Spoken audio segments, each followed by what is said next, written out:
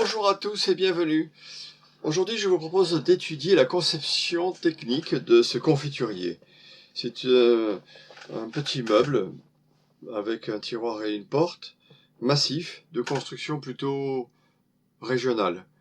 Ce meuble-là, il a une hauteur de 900 mm de hauteur avec une largeur de 650 au corps et une profondeur de 450 au corps.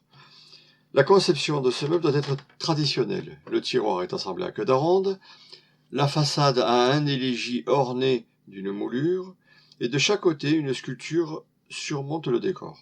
Le dessus entouré d'une emboîture, les côtés, la porte, le derrière et le fond du meuble sont en massif.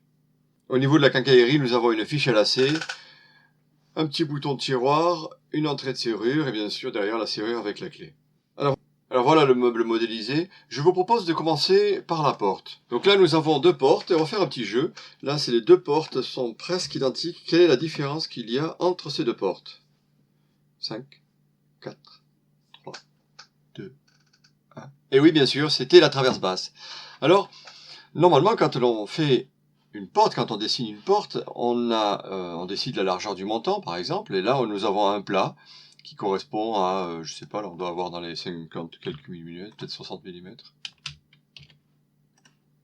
Voilà, là ici nous avons un plat qui fait environ 60 mm. Eh bien, si on a une traverse chantournée, on fait le chantournement, mais dans la partie la plus étroite de ce chantournement, nous avons la même largeur que le montant. Si c'est une porte dont on a une vue qui est plus sur la face. Si c'est une porte dont on a une vue qui est plutôt dans ce sens-là, c'est-à-dire qu'une porte haute, et on imagine qu'il y a des placards avec une porte haute, et bien dans ce cas-là, vous voyez que là, ici, on voit la moulure, là aussi on la voit la moulure, mais là, la moulure du haut, on ne la voit pas. Et du coup, on a la sensation, l'impression que ici, c'est plus étroit, et du coup, on a la désagréable sensation que la traverse n'est pas assez large. Et bien, c'est aussi pour cette raison-là que ici, j'ai fait la traverse de 1 cm plus large, parce que, en fait, quand on est proche du meuble, comme ça, voilà, la perspective fait qu'on ne voit pas la moulure du bas et on a l'impression que la traverse basse est plus étroite. Et c'est beaucoup plus esthétique de cette manière-là que comme ça. Donc pour les portes qui sont plutôt situées en bas, genre meubles de cuisine, les portes basses de cuisine, eh bien je fais des montants qui ont 1 cm de plus, parce que sinon c'est pas très joli, on a l'impression que la traverse basse elle est plus étroite. Par contre pour les portes hautes d'une cuisine, eh bien on va faire l'inverse, c'est-à-dire qu'on va conserver la même largeur, parce que là du coup pour le coup on a vraiment l'impression que la traverse basse est trop large, et sur la traverse haute, eh bien on y ajoute 1 cm. Voilà pour l'explication des largeurs des pièces de bois. Maintenant, dans la fabrication de la porte, nous avons des assemblages, je vais mettre en rayon X, on a les assemblages Tenon-Mortaise, et le panneau est prisonnier en rainure avec une mise au mollet. Voilà, donc nous avons une mise au mollet, c'est-à-dire que là le panneau il est à glace devant, c'est-à-dire qu'il n'y a aucun relief sur le devant, et comme le panneau il fait 12 mm, alors on enlève de la matière pour que le panneau puisse rentrer dans la rainure. Le panneau n'est pas collé, on a toute une fouillure autour avec un jeu de 2 à 3 mm tout autour, de manière à ce que le panneau puisse respirer, gonfler ou se dilater en fonction de l'humidité. Les traverses et les montants sont assemblés à Tenon-Mortaise avec un ravancement d'onglet. Donc sur le montant, ici, il y a une coupe d'onglet. Donc là, je l'ai fait à la conception plutôt moderne, c'est-à-dire comme on le fait à l'atelier, avec des machines telles que la scie, avec la scie à format inclinable. Donc on a l'arasement devant qui est le même que derrière. Nos anciens, eux, ne faisaient pas un ravancement d'arasement devant et derrière, mais uniquement sur le devant, tout simplement parce que pour eux c'était beaucoup plus simple. Voilà comment travaillaient nos anciens, ils faisaient une coupe d'onglet sur le devant avec l'arasement, et il y avait un décalage entre l'arasement devant et derrière, comme ça ça leur faisait moins de travail puisqu'ils n'avaient à faire le travail que sur le devant. Cette technique-là est moins appréciée par nos contemporains puisque c'est plus compliqué à faire, ça demande un travail beaucoup plus complexe. Tout comme les machines que nous avons ne nous permettent pas de faire ça. On préfère le faire de cette manière parce que avec un arasement avancé devant et derrière, la fabrication est beaucoup plus facile et beaucoup plus aisée. Je ne pense pas que ça enlève grand-chose à la solidité de la porte. C'est une toute petite porte qui est sur un meuble. Maintenant qu'on vient d'étudier la conception de la porte, pour terminer, je vous invite à aller visiter mon article sur la conception des meubles régionaux massifs avec fiche à lacet et la serrure. Donc pour avoir plus d'informations là-dessus, j'ai déjà fait un petit tuto qui explique tout ça, donc les ferrages des fiches à lardé, fiches à lacet, serrure en applique. Donc dans cette vidéo, je vous explique comment ça fonctionne. Voilà, donc je ne reviens pas dessus puisque c'est tout expliqué là. Voilà, donc je vais masquer la porte, la fiche à lacet aussi. Pour ce qui est des tiroirs, on va venir voir ça tout à l'heure, et le dessus aussi. Allez, je masque ça. Donc le meuble, lui, est assemblé à tonneau mortaise massif. Ici, les travers sur le devant, nous avons des assemblages tonneau mortaise. Voilà, ici. Pas besoin de faire d'épaulement de propreté, puisque de toute manière, il y a un tiroir qui va venir cacher ici. Donc là, ça sert à rien d'aller faire un épaulement de propreté à cet endroit-là. Traverse haute, là j'ai fait un enfourchement, parce que j'ai estimé que si je faisais un épaulement, je l'ai fragilisé. Donc du coup, là, j'ai préféré faire un enfourchement. La traverse basse, ah oui. Sur la traverse basse, quand on fait ce genre d'assemblage, c'est-à-dire un assemblage tonneau mortaise, et sur la traverse, ici, on fait une coupe d'onglet. Ici, une coupe d'onglet. Et sur le pied, quand on vient scier, ici, on récupère la matière qui se trouve là, un petit triangle que l'on vient coller là, de manière à faire cette petite coupe d'onglet. Ce qui permet de pouvoir ne pas avoir d'éclat. Parce que si cette matière ce petit triangle fait partie de la traverse, eh bien à cet endroit-là, vu que là le sens de fil est horizontal, eh bien très souvent ici ça casse. Voilà. On a un petit trou.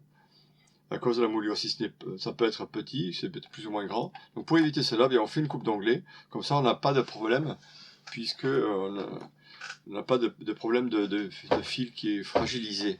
Donc là j'ai fait un tenant mortaise sans faire d'épaulement de propreté non plus, puisque il y a la petite tablette qui vient poser dessus, et c'est à l'intérieur du meuble, donc ça aurait été une niche, j'aurais peut-être fait un petit épaulement de propreté, mais là ça ne sert à rien, donc j'ai pas voulu me faire donner du travail pour rien.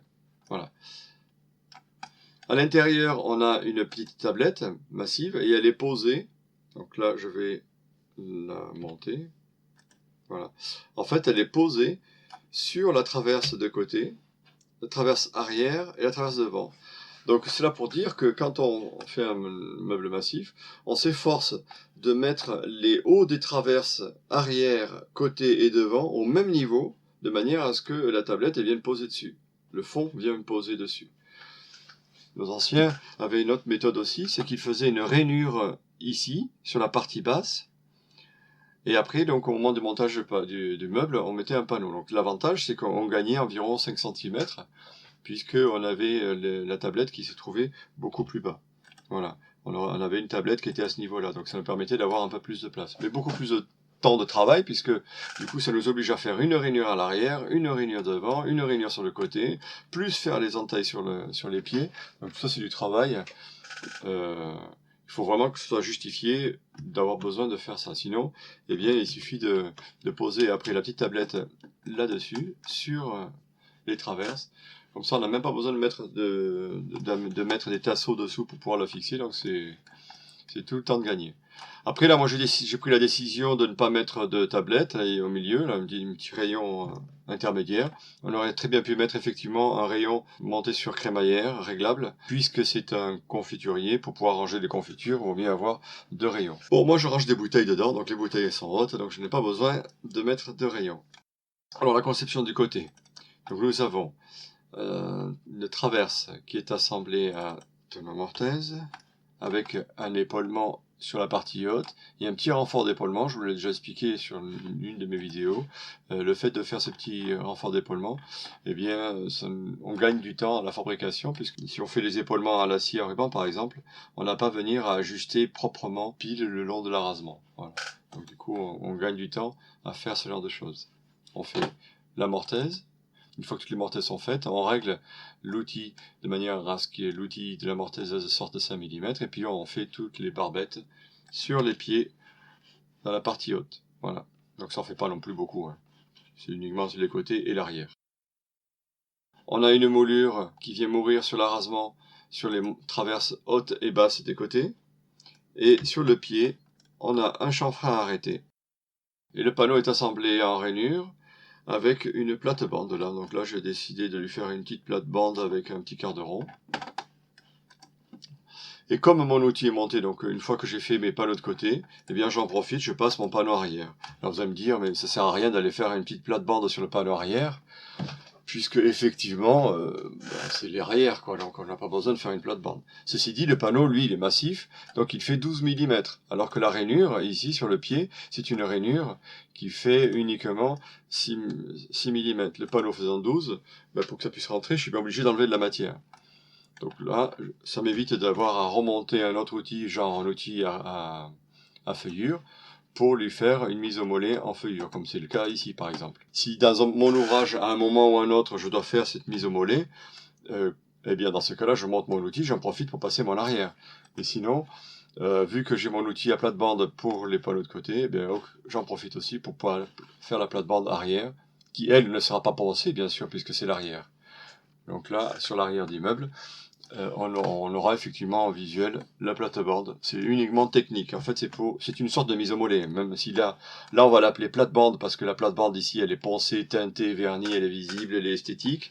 Ici, c'est juste l'outil à plate-bande qui est utilisé pour que le panneau qui est un peu épais, il fait 12 mm, et puis qu'il puisse rentrer en rainure. Donc je ne vais pas l'appeler plate-bande, je vais l'appeler mise au mollet. Je rappelle qu'une mise au mollet n'est jamais collée, à l'inverse d'une rainure languette bâtarde qui, elle est collée. Même si une languette bâtarde ressemble exactement à ça. Voilà, la languette bâtarde, c'est comme ça aussi. Mais si on la colle, ça s'appelle une languette bâtarde. Si ce n'est pas collé, comme ici, alors c'est une mise au mollet. Au niveau des choix de mes traverses, là, j'ai des traverses qui font... Les montants des pieds font 70, les traverses hautes, je les ai faites de 70 aussi. Donc voilà, j'ai mis une largeur que j'ai déjà utilisée ailleurs. Donc là, j'ai mis 70 mm pour les traverses hautes et basses de mon arrière. Pour ce qui est du coulissage des tiroirs, parce que là, mon tiroir vient coulisser ici. Alors, je vais l'ouvrir. Donc le tiroir est posé sur les coulisseaux qui se trouvent de chaque côté. Et il est guidé par ce conduit-là. Le sens du fil n'est pas bon. Le sens du fil de mes guides. Voilà, donc le tiroir vient coulisser ici, et on a l'anti-bascule, c'est un petit assaut que l'on vient coller à l'intérieur, là, ici. On n'a pas besoin de mettre les deux. Une petite anti-bascule qui évite que le tiroir ne bascule au moment de l'ouverture. Alors là, pour ce coulisseau, j'ai deux conceptions. Cette conception, ici, à gauche, nous avons un simple tasseau avec un cran devant et derrière ses droits, voilà. Et sur le meuble, ici, on a une entaille. Donc cette entaille-là, que l'on fait avec une défonceuse, puisqu'elle est borgne, hein, elle débouche pas sur le devant. Et c'est à l'intérieur de cette entaille-là que le coulisseau va venir se bloquer. Donc là, il sera collé dans cette entaille. Dans le pied arrière, ici, c'est pareil. Nous avons aussi une entaille qui est faite à la défonceuse. Et le coulisseau vient se mobiliser par collage à l'intérieur de cette entaille, derrière. À droite, j'ai fait une autre conception. Nous avons une coulisse qui est assemblée avec un tenon mortaise, avec devant et derrière. Ce qui fait que sur le pied, quand on fait les mortaises, eh bien on fait les mortaises sur le devant, et puis là on retourne pour faire cette petite mortaise pour pouvoir accueillir le coulisseau. Derrière, nous avons aussi la petite mortaise qui va permettre de pouvoir faire la liaison entre le devant et derrière avec le coulisseau. Et pour pouvoir guider les tiroirs, de chaque côté, on met le conduit. Je rappelle que ce conduit-là a un petit chanfrein. Voilà pour ce qui est de la conception de la carcasse. Maintenant, on va voir la conception du tiroir. Alors, c'est un tiroir avec une feuillure, puisque la façade vient recouvrir le meuble. Donc, c'est une façade à recouvrement. Et là, j'ai pris la décision de faire une façade avec une feuillure et non pas une façade rapportée. Donc, je ne vais pas m'attarder plus longtemps sur la conception de ce genre de tiroir, puisque j'ai déjà fait un tuto sur l'art du bois. Donc vous allez sur l'art du bois, là il y a une vidéo qui vous explique les conceptions traditionnelles de tiroirs. Et vers la moitié, je crois, je vous parle donc des tiroirs avec les façades recouvertes et comment les réaliser. Voilà. Le dessus. Donc le dessus est massif aussi, ça veut dire que nous avons des emboîtures avec un panneau. Ce panneau-là, il est massif, il est prisonnier en rainure languette. Et là, c'est une languette bâtarde, mais elle n'est pas vraiment collée sur toute la surface, parce que si je mets de la colle sur toute la surface, eh bien, le panneau ne pouvant sécher, se rétrécir, on aurait des fentes ici. Alors, on met de la colle uniquement sur le devant, ici, et sur le côté, là, un petit peu, là, sur les 8 à 10 cm, c'est tout. Mais là, la colle, on n'en met pas. De manière à ce que le panneau, lui, il puisse soit augmenter, soit rétrécir en fonction de l'humidité du temps, sans qu'il puisse se fendre. On pourrait peut-être avoir un petit désaffleur à certains moments de l'année, mais en tout cas, le joint ici, il est maintenu serré par cette petite pièce-là, que l'on assemble dessous à queue d'aronde. Voilà, on fait une petite queue d'aronde devant, une petite queue d'aronde derrière. Voilà. Et cette pièce-là va nous permettre de tenir les emboîtures étroites. Elles vont être maintenues serrées entre elles, pincer le panneau pour avoir un joint ici toujours bien serré, grâce à cette pièce-là.